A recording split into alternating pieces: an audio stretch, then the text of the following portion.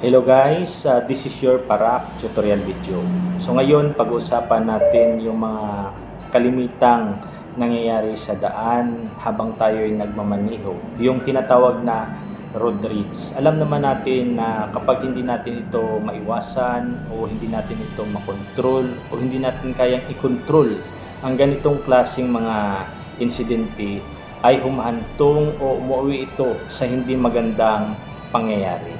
So kung gusto nyo ipagpatuloy yung video na to, please stay tuned lang po sa aking channel para tutorial videos. So guys, isa pong maligayang Pasko, masaya at ligtas na bagong taon po sa inyong lahat.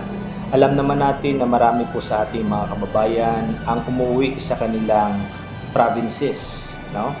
Ang iba galing abroad ay umuwi sa kanilang mga tahanan, sa kanilang mga probinsya.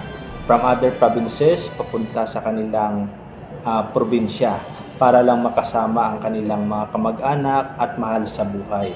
Dahil ngayon ay araw ng Pasko at mayroon po tayong nalalapit na pagsalubong ng bagong taon.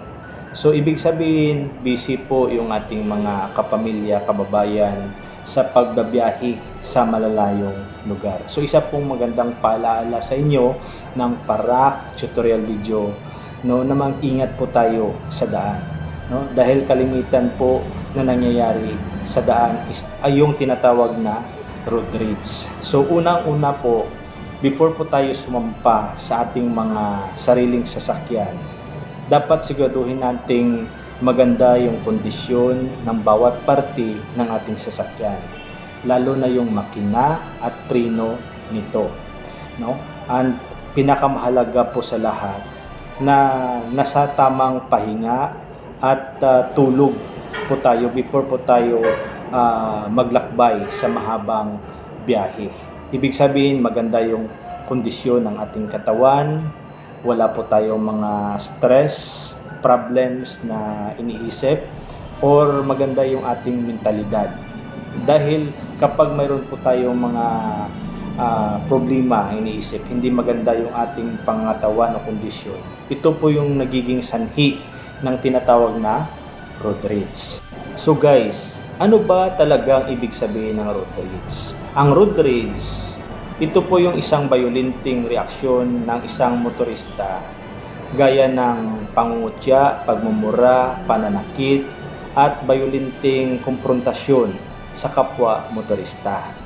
Dala ng mainit na panahon at mataas na temperatura, marami po sa ating mga motorista ang madaling uminit yung kanilang ulo at naging maiksi yung kanilang pasensya.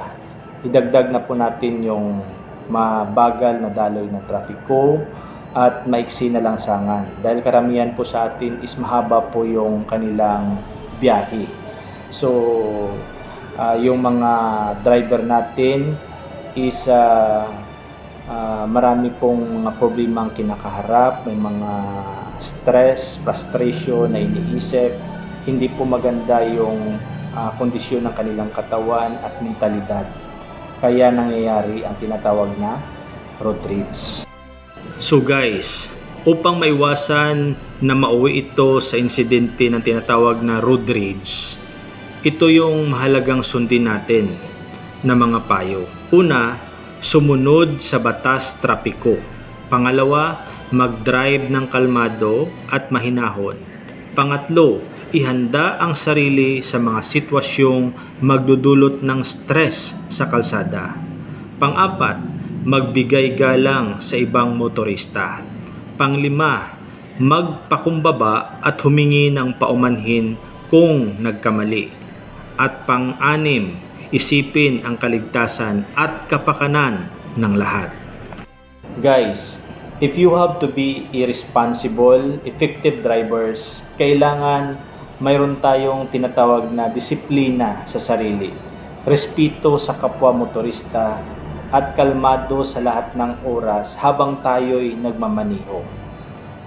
Kung magawa natin yan, naniniwala po ako na wala pong road rage incident na mangyayari sa daan.